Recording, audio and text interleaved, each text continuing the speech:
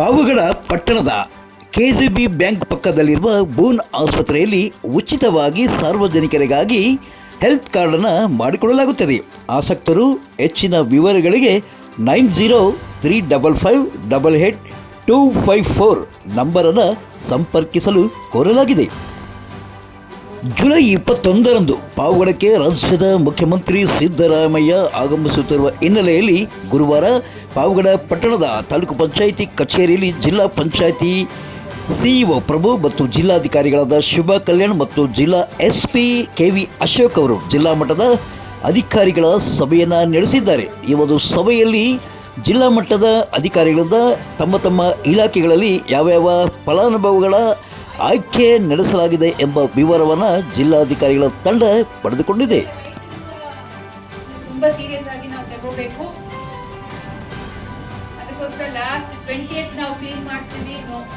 Start cleaning ನಾವು ಹೀಗೆ ಆ ಕ್ಲೀನಿಂಗ್ ಡ್ರೈವ್ ಅನ್ನು ತಗೊಳ್ಳಿ. ನಾವು ನೆಕ್ಸ್ಟ್ ವೀಕ್ ಮತ್ತೆ ನಾವು ಬರುವಾಗ ಈ ತರ ಕಾಣಬಾರ್ದು. ನಂತರ ಮತ್ತೊಂದು ಸುತ್ತಿನ ಜಿಲ್ಲಾ ಮಟ್ಟದ ಅಧಿಕಾರಿಗಳ ಸಭೆಯನ್ನು ಪಟ್ಟಣದ ನಿರೀಕ್ಷಣಾ ಮಂದಿರದಲ್ಲಿ ಜಿಲ್ಲಾಧಿಕಾರಿ ಶುಭಾ ಕಲ್ಯಾಣ್, ಸಿಇಒ ಜಿ ಪ್ರಭು, ಎಸ್ಪಿ ಅಶೋಕ್ ಮತ್ತು ಶಾಸಕರಾದ ಎಚ್ ಬಿ ವೆಂಕಟೇಶ್ ಮತ್ತು ಮಾಜಿ ಸಚಿವರಾದ ವೆಂಕಟರಮಣಪ್ಪ ಭಾಗಿಯಾಗಿ ಚರ್ಚೆಯನ್ನು ನಡೆಸಿದರು. ಸುಮಾರು ಜನರಿಗೆ ತೊಂದರೆ ಆಗ್ತಾ ಇತ್ತು. ಮತ್ತೆ ನೀರಿನ ತೊಂದರೆ ಎಲ್ಲಕ್ಕೂ ಒಂದು ಸೊಲ್ಯೂಷನ್ ನಮ್ಮದು MBS ತುಂಗಭದ್ರಾಯಿಂದ ಬಂದಿರೋದು. ಇದನ್ನು ಉದ್ಘಾಟನೆ ಆಗ್ತಾ ಇದೆ ಸರ್. ನಾವು ಬೆಳಗ್ಗೆಯಿಂದ ಎಲ್ಲ ಜಿಲ್ಲಾ ಮಟ್ಟದ ಅಧಿಕಾರಿಗಳು ಮತ್ತು ಪಾವಗಡ ತಾಲೂಕು ಎಲ್ಲ ಅಧಿಕಾರಿಗಳು ಕೂಡ ಸಭೆಯಲ್ಲಿ ಇದ್ದರು. ವೇದಿಕೆ ಕಾರ್ಯಕ್ರಮವನ್ನು ಆಯೋಜಿಸಲು ಪಟ್ಟಣದ ಗುರುಭವನ ಆಟದ ಮೈದಾನ ಮತ್ತು ಸರ್ಕಾರಿ ಕ್ರೀಡಾಂಗಣವನ್ನು ಸ್ಥಳ ಪರಿಶೀಲನೆ ಮಾಡಿ ಕೊನೆಗೂ ಅಂತಿಮವಾಗಿ ಸರ್ಕಾರಿ ಕ್ರೀಡಾಂಗಣವನ್ನು ಫೈನಲ್ ಮಾಡಲಾಯಿತು. ನಾಗರಮುಡಿಕೆ ಕ್ರಾಸ್ ಬಳಿ ನಿರ್ಮಾಣವಾಗಿರುವ ತುಂಗಭದ್ರಾ ಕುಡಿಯುವ ನೀರಿನ ಯೋಜನೆಯ ಟ್ಯಾಂಕ್ನ ಸ್ಥಳ ಪರಿಶೀಲನೆ ಮಾಡಿ ಈ ವೇಳೆ ಜಿಲ್ಲಾ ಪಂಚಾಯತಿ ಸಿಇಒ ಪ್ರಭು ಅವರು ಮುಖ್ಯಮಂತ್ರಿಗಳು ಕಾರ್ಯಕ್ರಮವನ್ನು ಉದ್ಘಾಟನೆ ಮಾಡುವ ಬಗ್ಗೆ ವಿವರಿಸಿದ್ದಾರೆ.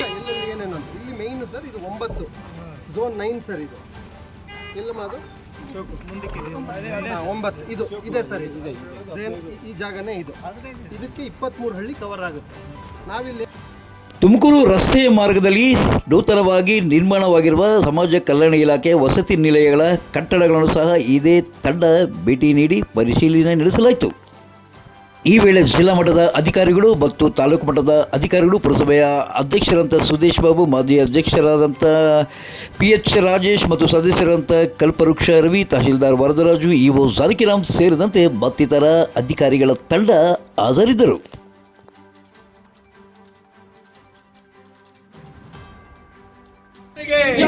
ರೈತರ ರಕ್ತವನ್ನು ಇರ್ತಕ್ಕಂಥ ರಾಧಮ್ಮನಿಗೆ, ನಂಜನಗೂಡು ರಾಧಮ್ಮನಿಗೆ ಬೇಕೇ ಬೇಕು, ನ್ಯಾಯ ಬೇಕು.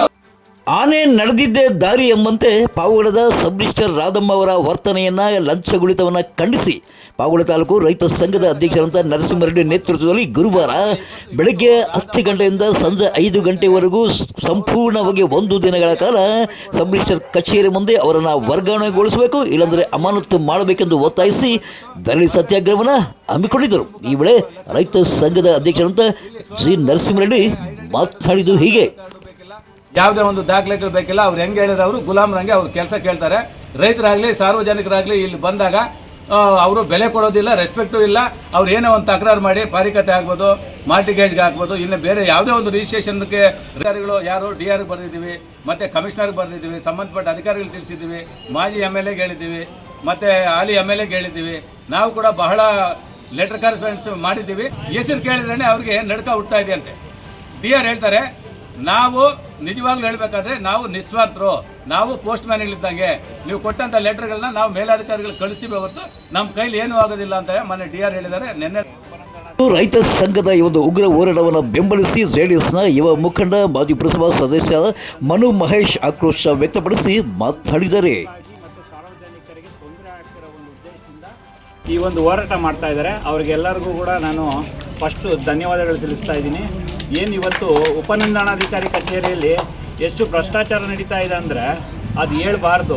ಅಮ್ಮ ಸರ್ವಾಧಿಕಾರಿ ಧೋರಣೆಯಿಂದ ಇವತ್ತು ಆಫೀಸಿಗೆ ಬರ್ದಂಗೆ ಪಾವಗಡ ನೋಂದಣಾಧಿಕಾರಿಗಳ ಕಚೇರಿಯಲ್ಲಿ ಮಾಡಿಸ್ದಂಗೆ ಮಧುಗಿರಿ, ಕೊರಟಗೆರೆ, ತುಮಕೂರಿಗೆ ಹೋಗಿ ಅಲ್ಲಿ ರಿಜಿಸ್ಟರ್ಗಳು ಮಾಡಿಸ್ಕೊತಾ ಇದ್ದಾರೆ ಅನ್ನೋದನ್ನ ನೀವು ಅರ್ಥ ಮಾಡ್ಕೊಳ್ರಿ. ಯಾಕಂದರೆ ಪಾವಗಡ ಒಂದು ಗಡಿ ಗ್ರಾಮ, ಗಡಿ ತಾಲೂಕು. ಇಲ್ಲಿಂದ ನಾವು ತುಮಕೂರಿಗೆ ಹೋಗ್ಬೇಕಂದ್ರೆ ಎಷ್ಟು ಖರ್ಚಾಗುತ್ತೆ. ಮತ್ತು ಶಾಸಕರಿಗೂ ಮಾಜಿ ಸಚಿವರಿಗೂ ಡಿಆರ್ಗೂ ಸಂಬಂಧಪಟ್ಟ ಎಲ್ಲ ಅಧಿಕಾರಿಗಳಿಗೂ ಇವರ ಒಂದು ವರ್ತನೆಯನ್ನು, ಲಂಚಗುಳಿತವನ್ನು ಆರೋಪಿಸಿ ದೂರು ಕೊಟ್ಟರು ಯಾರೂ ಏನೂ ಮಾಡೋಕ್ಕಾಗಲ್ಲಂತೆ. ಅಬ್ಬಬ್ಬಾ, ನಮ್ಮ ರಾಧಮ್ಮವರು ಪಾವಗಡ ಪಟ್ಟಣದಲ್ಲಿ ಕೋಟ್ಯಾಂತರ ರೂಪಾಯಿ ಬೆಲೆ ಬಾಳುವ ಕಟ್ಟಡಗಳನ್ನು ಖರೀದಿಸಿದ್ದಾರೆ ಎಂಬ ಗುಸುಗುಸು ಈಗ ಪಾವಗಡ ಪಟ್ಟಣದಲ್ಲಿ ಹರಿದಾಡ್ತಾ ಇದೆ. ಏನಾಗಲಿ, ರಾಧಮ್ಮ ಗ್ರೇಟ್ ಕಣ್ರಿ. ಪಾವಗಡ ತಾಲೂಕಿನ ತಾಜಾ ಸುದ್ದಿಗಳಿಗಾಗಿ ನಮ್ಮ ಚಾನಲನ್ನು ಪಾವಗಡ ಪವರ್ ನ್ಯೂಸ್ ಎಂದು ಟೈಪ್ ಮಾಡಿ, ಸಬ್ಸ್ಕ್ರೈಬ್ ಮಾಡಿ, ಜಾಹೀರಾತು ನೀಡಿ, ಪ್ರೋತ್ಸಾಹಿಸಿ, ಬೆಂಬಲಿಸಿ. ನಾನು ನಿಮ್ಮ ಸತ್ಯ ಲೋಕೇಶ್, ಸಂಪಾದಕರು, ಪಾವಗಡ ಪವರ್ ನ್ಯೂಸ್.